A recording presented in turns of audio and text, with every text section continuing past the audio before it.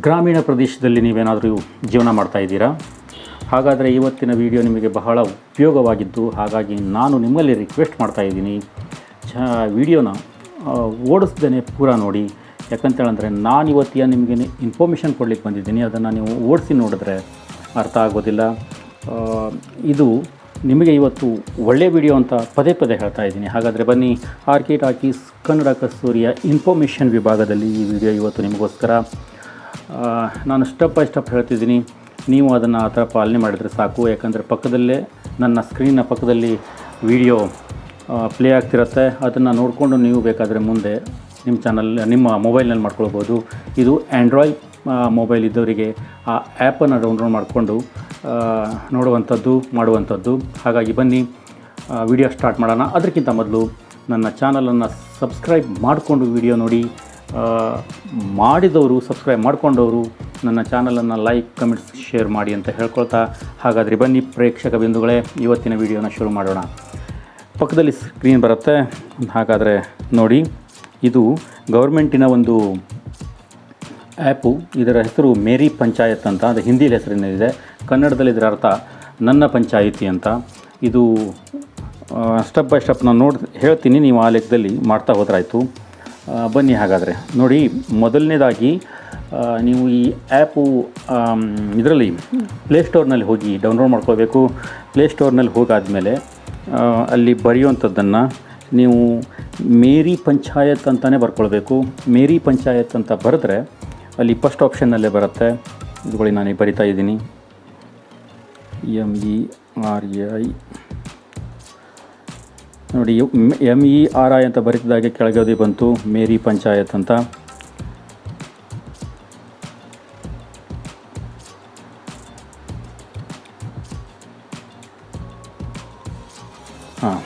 ಇದನ್ನು ಈಗ ನಿಮ್ಗೆ ಕಾಣ್ತಾ ಇರೋದೇನಿದೆಯಲ್ಲ ಮೇಲೆ ಐಕಾನ್ನಲ್ಲಿ ಮೇರಿ ಪಂಚಾಯತ್, ಇದನ್ನು ಡೌನ್ಲೋಡಿಗೆ ಆಪ್ಷನ್ನಲ್ಲಿ ಇಡಬೇಕು.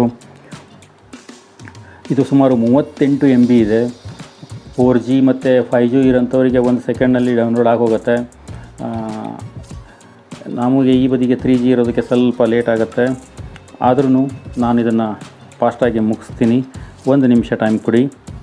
ಡೌನ್ಲೋಡ್ ಆದಮೇಲೆ ಮುಂದಿನ ಪ್ರೊಸೆಸ್ ಏನು ಅಂತ ನಿಮ್ಗೆ ಹೇಳ್ತೀನಿ. ಇದರಲ್ಲಿ ನೀವು ಪ್ರತಿಯೊಂದು ಡೀಟೇಲ್ ಮಂಡಲ ಪಂಚಾಯತಿ ಇದನ್ನು ನೋಡ್ಬೋದು. ಅಲ್ಲಿ ಏನು ವ್ಯವಸ್ಥೆಗಳಾಗ್ತಿದೆ, ಏನು ಕೆಲಸಗಳಾಗ್ತಿದೆ ಎಲ್ಲದನ್ನು ತಿಳ್ಕೊಳ್ಬೋದು. ಅಂಥ ಥರದ ಆ್ಯಪ್ ಇದು. ನಾನು ತಿಳ್ಕೊಳ್ಳೋ ಲೆಕ್ಕದಲ್ಲಿ ಇದು ಪ್ರತಿಯೊಬ್ಬರ ಮೊಬೈಲ್ನಲ್ಲಿ ಇರಬೇಕು ಅಂತ ಹೇಳೋದು. ಯಾಕಂದರೆ ಗ್ರಾಮೀಣ ಪ್ರದೇಶದಲ್ಲಿ ಇರೋರಿಗೆ ಇದು ಮುಖ್ಯವಾಗಿ ಬೇಕು. ಇದು ಕರ್ನಾಟಕ ಮತ್ತು ಕೇಂದ್ರ ಸರ್ಕಾರದ ವತಿಯಿಂದ ಇರುವಂಥ ಗೌರ್ಮೆಂಟ್ ಆ್ಯಪು. ಅದರಲ್ಲಿ ನೀವು ಇಮೇಲ್ ID ಹಾಕೋದಾಗಲಿ ಮತ್ತೇನಾದರೂ ಫೋನ್ ನಂಬರ್ ಹಾಕೋದ್ರಿಂದ ಪ್ರಾಬ್ಲಮ್ ಇಲ್ಲ. ಇದನ್ನು ಸುಮಾರು ಜನ ಇದು 4 ಲಕ್ಷ 10 ಲಕ್ಷದವರೆಗೂ ಡೌನ್ಲೋಡ್ ಮಾಡ್ಕೊಬಿಟ್ಟಿದ್ದಾರೆ.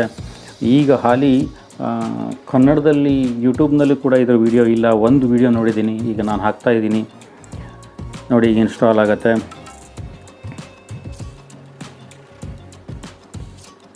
ಓಪನ್ ಮಾಡಿಕೊಂಡ್ರೆ ಮೊಬೈಲ್ನಲ್ಲಿ ಸೆಕ್ಯೂರಿಟಿ ರೀಜನ್ ಏನಾದ್ರು ಇದ್ದರೆ ಅದು ಓಪನ್ ಆಗಲಿಕ್ಕೆ ಸ್ವಲ್ಪ ಲೇಟ್ ತೊಗೊಳುತ್ತೆ.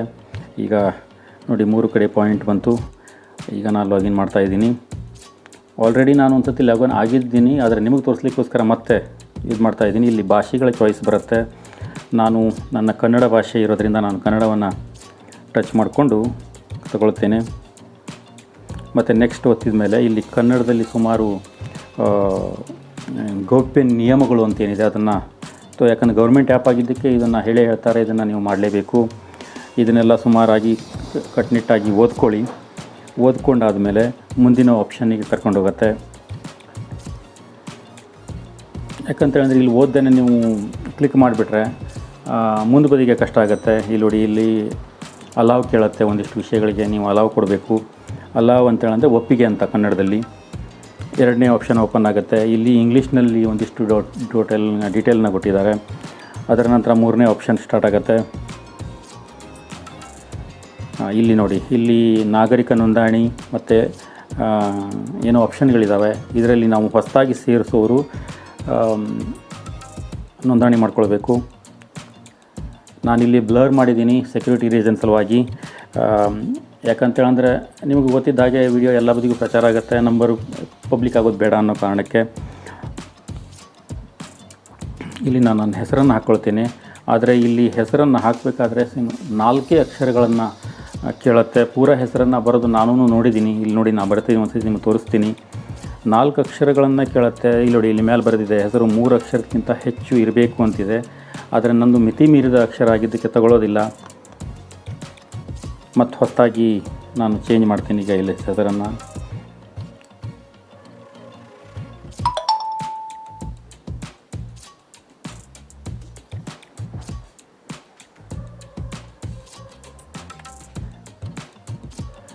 RAGHU ರಘು ಅಷ್ಟೇ ಬರ್ಕೊಂಡು ನಾನು ಲಾಗಿನ್ ಮಾಡ್ತೀನಿ ನನ್ನ ಫೋನ್ ನಂಬರಿಂದ. ಇಮೇಲ್ ID ಹಾಕಿ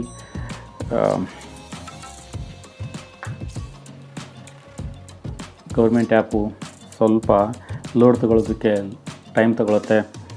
ಯಾಕಂತೇಳಂದರೆ ಇದು ನಾನು ನೋಡಿ ಈಗ ಅಲ್ಲಿಂದ ಒಂದು OTP ಬರುತ್ತೆ, ವೆರಿಫೈ OTP. ಅದು ಬಂತು. ಈಗ ಅದನ್ನು ಹಾಕ್ಕೊಂಡಾದಮೇಲೆ ಇಲ್ಲಿ ವರ್ಷ ಅದೇ ಇರಲಿ, ರಾಜ್ಯವನ್ನು ಆರಿಸ್ಕೊಳ್ತಿರೋ ಅಥವಾ ಹೆಸರಿನಿಂದ ಹುಡುಕ್ತಿರೋ, ಪಿನ್ ಕೋಡ್ನಿಂದ ಹುಡುಕ್ತಿರೋ ಅದು ನಿಮಗೆ ಬಿಟ್ಟಿದ್ದು. ನಾನು ರಾಜ್ಯ, ಜಿಲ್ಲೆ ಈ ಲೆಕ್ಕದಲ್ಲಿ ನಿಮಗೆ ತೋರಿಸ್ತಾ ಇದ್ದೀನಿ. ಈಗ ಇಲ್ಲಿ ನೀವು ಕರ್ನಾಟಕ ಅಂತ ಆರಿಸ್ಕೊಳ್ಳಿ. ಆಮೇಲೆ ಜಿಲ್ಲೆ ಅಂತ ಬರುತ್ತೆ, ನಿಮ್ಮ ಯಾವ ಜಿಲ್ಲೆ ಅಂತ ಆರಿಸ್ಕೊಳ್ಳಿ. ನಾನು ಇಲ್ಲಿ ಉತ್ತರ ಕನ್ನಡ ಜಿಲ್ಲೆ ಆಗಿರೋದ್ರಿಂದ ನನ್ನ ಉತ್ತರ ಕನ್ನಡ ಜಿಲ್ಲೆಯನ್ನು ನಾನು ಆರಿಸ್ಕೊಳ್ತೀನಿ. ಆಮೇಲೆ ತಾಲೂಕು ಅಂತ ಬರುತ್ತೆ, ನನ್ನ ತಾಲೂಕು ಸಿರ್ಸಿ, ನಾನು ಸಿರ್ಸಿ ಚಾಯ್ಸ್ ಮಾಡ್ಕೊಳ್ತೀನಿ. ನೀವು ನೋಡೋರು ನಿಮ್ಮ ಲೆವೆಲ್ನಲ್ಲಿ ಮಾಡ್ಕೊಳ್ಳಿ. ಇಲ್ಲಿ ಊರು ಬರುತ್ತೆ, ನಂದು ಬಿಸಲಕೊಪ್ಪ, ಹಾಗಾಗಿ ನಾನು ಬಿಸಲಕೊಪ್ಪನ ಆರಿಸ್ಕೊಳ್ತಿದ್ದೀನಿ. ಬಿಸಲಕೊಪ್ಪ ಆರಿಸ್ಕೊಂಡು ನಾನು ಚಾಯ್ಸ್ ಮಾಡ್ತೀನಿ, ಮುಂದೆ ಕ್ಲಿಕ್ ಮಾಡ್ಕೊಳ್ತೀನಿ. ಇಲ್ಲಿ ನಿಮ್ಮ ಸೆಕ್ಯೂರಿಟಿ ರೀಜನನ್ನು ಹಾಕ್ಕೊಳ್ಬೇಕು. ಒಂದು 4 ನಂಬರ್ ಯಾವುದೋ ನಿಮ್ಮದು ಪರ್ಸ್ನಲ್, ಯಾಕಂದರೆ ಮತ್ತೊಬ್ಬರು ಈ ಮೊಬೈಲನ್ನು ಆ್ಯಪನ್ನು ಯೂಸ್ ಮಾಡ್ಕೊಳ್ಬಾರ್ದು ಅನ್ನೋ ಕಾರಣಕ್ಕೆ ನಾನು ನನ್ನದು ಒಂದು ಹಾಕ್ಕೊಂಡಿದ್ದೀನಿ. ನೀವು ನಿಮ್ಮದನ್ನು ಹಾಕ್ಕೊಂಡು ಯಶಸ್ವಿ ಮಾಡ್ಕೊಳ್ಳಿ. ಆನಂತರ ಹೊಸದಾಗಿ ಬಂದು ಲಾಗಿನ್ ಆಗಬೇಕೀಗ. ಅಲ್ಲಿಂದ ಹೊರಗೆ ಬಂದ ಮೇಲೆ ಈಗ ನೋಡಿ, ನಿಮ್ಗೆ ಏನು ಪಾಸ್ವರ್ಡು ಮತ್ತು ಏನು ಹಾಕ್ಕೊಂಡು ನೀವು ಲಾಗಿನ್ ಆಗಿದ್ರೋ ಅದರಿಂದ ನೀವು ಇಲ್ಲಿ ಲಾಗಿನ್ ಆದಮೇಲೆ ಓಪನ್ ಆಗುತ್ತೆ. ನೋಡಿ, ಗ್ರಾಮ ಪಂಚಾಯತ್ ಬಿಸಲಕೊಪ್ಪ ಅಂತ ಬರ್ತಿದೆ, LGID ಕೋಡ್ ಅಂತ ಬರೆದಿದೆ, ತಾಲೂಕ್ ಪಂಚಾಯತ್ ಸಿರ್ಸಿ ಅಂತ ಬರೆದಿದೆ, ಜಿಲ್ಲೆ ಪಂಚಾಯತ್ ಉತ್ತರ ಕನ್ನಡ ಅಂತ ಬರೆದಿದೆ. ಕೆಳಬದಿಗೆ ನಮ್ಮ ಪ್ರೆಸಿಡೆಂಟ್ ಯಾರು ಬಿಸಲಕೊಪ್ಪಕ್ಕೆ ಈಗ ಅಂದರೆ ಕಿರಣ್ ರಾಜೀವ್ ಭಟ್ ಅಂತ, ಅವರ ಫೋನ್ ನಂಬರ್ ಮತ್ತು ಇಮೇಲ್ ID ನಾನು ಬ್ಲರ್ ಮಾಡಿದ್ದೀನಿ. ಯಾಕಂದರೆ ಅದು ಸೆಕ್ಯೂರಿಟಿ ರೀಸನ್ನು, ಗೊತ್ತಾಗೋದು ಬೇಡ.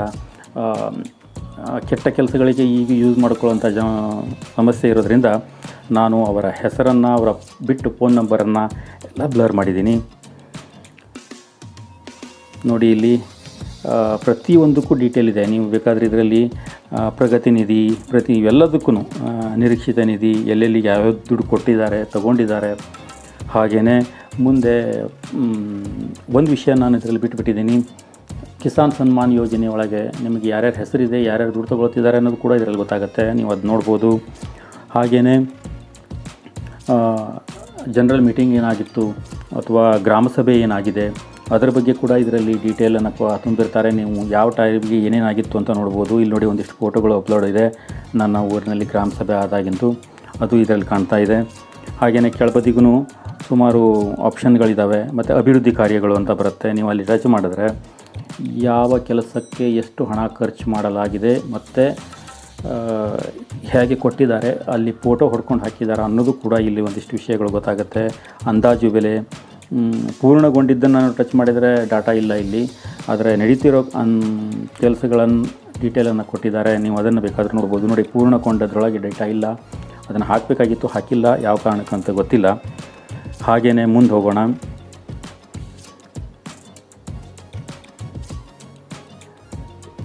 ನೋಡಿ, ಇಲ್ಲಿ ಗಟರಕ್ಕೋಸ್ಕರ ಕಾಲುವೆ ಅಂತೇಳಿ ನಾವೇನು ಹೇಳ್ತೇವೆ, ಆ ಗಟರ ಕಾಲುವೆಗೋಸ್ಕರನೂ ಕೆಲಸಕ್ಕೆ ದುಡ್ಡು ಕೊಟ್ಟಿದ್ದು ಒಂದಿಷ್ಟು ಹೆಸರುಗಳಿದ್ದಾವೆ. ನನ್ನ ಗ್ರಾಮ ಪಂಚಾಯಿತಿ ಒಳಗೆ ಬರುವಂಥ ಏರಿಯಾದ ಹೆಸರು ಇಲ್ಲೆಲ್ಲ ಇದ್ದಾವೆ. ಆ ಊರಿಗೆ ಏನೇನು ಕೊಟ್ಟಿದ್ದಾರೆ ಅನ್ನೋದನ್ನು ಇಲ್ಲಿ ತೋರಿಸಿದ್ದಾರೆ. ಹೀಗೇ ಮತ್ತು ಇದಕ್ಕಿಂತ ಜಾಸ್ತಿಯಾಗಿ ಮುಂದೆ ಬ್ಯಾಂಕ್ ಅಂದರೆ ನಮ್ಮ ಗ್ರಾಮ ಪಂಚಾಯಿತಿಯ ಬ್ಯಾಂಕ್ ಅಕೌಂಟ್ನಲ್ಲಿ ಯಾವ ಬ್ಯಾಲೆನ್ಸ್ ಎಷ್ಟಿದೆ ಅನ್ನೋದು ಕೂಡ ಇದರಲ್ಲಿ ಗೊತ್ತಾಗುತ್ತೆ.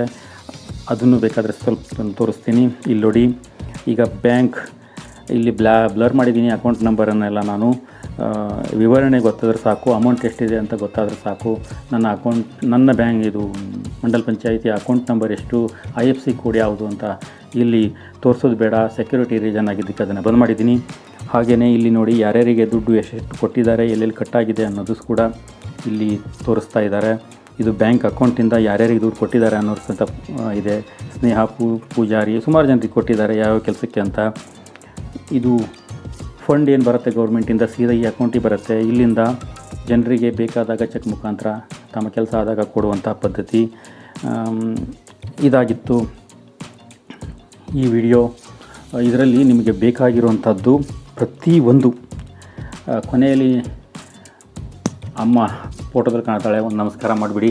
ಹಾಗೆಯೇ ಈ ವಿಡಿಯೋದಲ್ಲಿ ನಿಮಗೆ ಯಾಕೆ ತೋರಿಸ್ಬೇಕು, ಏನು ಮಾಡಬೇಕು ಅನ್ನೋ ಕಾರಣಕ್ಕೆ ಹೇಳೋದಾದರೆ, ಮಂಡಲ ಪಂಚಾಯಿತಿಯಲ್ಲಿ ಒಂದಿಷ್ಟು ಕಡೆ ಏನಾಗುತ್ತೆ, ಪೇಮೆಂಟ್ ಇಲ್ಲ, ಫಂಡ್ ಇಲ್ಲ ಅಂತ ಹೇಳುವಂಥ ಇದು ವಾತಾವರಣವೂ ಒಂದೊಂದು ಕಡೆ ಇರುತ್ತೆ. ಒಂದೊಂದು ಕಡೆಗೆ ಗೌರ್ಮೆಂಟ್ ಯಾವುದೇ ಆಗಿರಲಿ, ನಮ್ಮ ಕರ್ನಾಟಕದಲ್ಲಿ ಯಾವುದೇ ಗೌರ್ಮೆಂಟ್ ನಡೀತಾ ಇದ್ರೂ ಗ್ರಾಮೀಣ ಪ್ರದೇಶದಲ್ಲಿ ನಾವು ವಾಸ ಮಾಡ್ತಿದ್ದೀವಿ ಅಂತ ಆದರೆ ನಮಗೆ ಮಂಡಲ ಪಂಚಾಯಿತಿಯಿಂದನೇ ಪ್ರತಿಯೊಂದು ಕೆಲಸಗಳು, ಒಂದು ಫೈಲ್ಗಳು ಇಲ್ಲಿಂದ ಮೂವ್ ಆಗಬೇಕು. ಹಾಗಾಗಿ ನಾವು ಯಾವುದೇ ಕೆಲಸಗಳನ್ನು ಅಲ್ಲಿ ಕೊಟ್ಟರೂ ಕೂಡ ಒಂದೊಂದು ಸತಿಗೆ ಫಂಡ್ ಇಲ್ಲ ಅಂತ ಹೇಳೋದು ಇದೆ, ಅಥವಾ ಪೇಪರ್ನಲ್ಲಿ ಆ ಕೆಲಸ ಆಗಿಲ್ಲ ಅಂತಲೂ ಇದೆ. ಯಾವ ಕೆಲಸಕ್ಕೆ ಎಷ್ಟು ಕೊಟ್ಟಿದ್ದೀವಿ ಅಂತಲೂ ಗೊತ್ತಾಗೋದಿಲ್ಲ. ಸುಮ್ಮನೆ ನಾವು ಇವ್ರು ಕೇಳ್ಕೊಂಡು ಹಾಗೆ ಬರಬೇಕಾಗತ್ತೆ. ಆದರೆ ಈ ಆ್ಯಪ್ ನಿಮ್ಮ ಹತ್ರ ಇರೋದರಿಂದ ಅಕೌಂಟ್ನಲ್ಲಿ ಎಷ್ಟು ಫಂಡ್ ಇದೆ ಅಂತ ನಿಮ್ಗೆ ಗೊತ್ತಾಗುತ್ತೆ, ಗ್ರಾಮ ಸಭೆ ಯಾವ ನಡೆದಿತ್ತು ಅಂತ ಗೊತ್ತಾಗುತ್ತೆ. ಹಾಗೆಯೇ ನಮ್ಮ ಕೆಲಸದಲ್ಲಿ ಅಂದರೆ ಕಿಸಾನ್ ಸನ್ಮಾನ್ ಯೋಜನೆ ಒಳಗೆ ಮೊದಲು 2,000 ರೂಪಾಯಿ ಕೊಡುವಂತಹ ಏನು ಯೋಜನೆ ಈಗ ಮೋದಿಯವರು ಮಾಡಿದ್ದಾರೆ, ಆ ಹಣ ಕೂಡ ಯಾರ್ಯಾರ ಅಕೌಂಟಿಗೆ ಎಷ್ಟೆಷ್ಟು ಬಂದಿದೆ ಅನ್ನೋದು ಆ ಫಲಾನುಭವಿಗಳ ಹೆಸರು ಕೂಡ ಅದರಲ್ಲಿದೆ. ಅದನ್ನು ನೀವು ಬೇಕಾದರೆ ಚೆಕ್ ಮಾಡ್ಕೊಳ್ಳಿ. ಮತ್ತು ಇದೇ ಲೇಖದಲ್ಲಿ ವಿಶೇಷ ಇದರಲ್ಲಿ ಏನಾದರೂ ಒಂದು ತಿಳಿಸ್ಬೇಕು ಅನ್ನೋದಾದರೆ, ನಿಮ್ಮ ಹೆಸರು, ನಿಮ್ಮ ಮನೆ ಅಕಸ್ಮಾತ್ ಯಾರಿಗಾದರೂ ಅರ್ಜಿ ಹಾಕಿದರೆ ಆ ಮನೆ ನಮ್ಮ ಹೆಸರಿಗೆ ಬಂದಿದೆಯೋ ಇಲ್ಲೋ ಅನ್ನೋದನ್ನು ಕೂಡ ನಾವು ಇದರಲ್ಲಿ ತಿಳ್ಕೊಳ್ಬೋದು. ಮನೆಯಲ್ಲೇ ಕೂತ್ಕೊಂಡು ನಮಗೆ ಬೇಕಾಗಿದ್ದನ್ನು ನೋಡುವಂತಹ, ಕೇಳುವಂತಹ ವ್ಯವಸ್ಥೆಗಳು ಇದ್ದೂ ಕೂಡ ಈಗ ಕೆಲಸಗಳು ಮಾತ್ರ ಸ್ಲೋ ಆಗ್ತಿದ್ದಾವೆ. ಹಾಗಾಗಿ ಸಣ್ಣ ವಿಷಯವನ್ನು ಹೇಳ್ತಾ ಇರೋದು, ಈ ವಿಡಿಯೋ ನೋಡಿದ ನಂತರ ಈ ಆ್ಯಪನ್ನು ಡೌನ್ಲೋಡ್ ಮಾಡ್ಕೊಳ್ಳಿ. ಡೌನ್ಲೋಡ್ ಮಾಡಿಕೊಂಡು ಲಾಗಿನ್ ಆಗಿ ನಿಮ್ಮ ಮಂಡಲ ಪಂಚಾಯಿತಿಲಿ ಏನೇನು ಆಗ್ತಿದೆ ಅನ್ನೋದನ್ನು ಸರಿಯಾಗಿ ನೋಡ್ಕೊಳ್ತಾ ಇರ್ರಿ, ನಿಮ್ಮ ಕೆಲಸಗಳನ್ನು ಮಾಡ್ಕೊಳ್ತಾ ಇರ್ರಿ. ಇದಾಗಿತ್ತು ಇವತ್ತಿನ ವಿಡಿಯೋ. ಇನ್ಫಾರ್ಮೇಷನ್ ವಿಭಾಗದಲ್ಲಿ ಆರ್.ಕೆ. ಟಾಕೀಸ್ ಕನ್ನಡ ಕಸ್ತೂರಿಯಿಂದ. ಮುಂದಿನ ವಿಡಿಯೋ ಮತ್ತೆ ಒಂದು ಒಳ್ಳೆಯ ವಿಡಿಯೋ ಜೊತೆಗೆ ನಾನು ಬರ್ತೀನಿ. ಅಲ್ಲಿವರೆಗೂ ನಮಸ್ಕಾರ.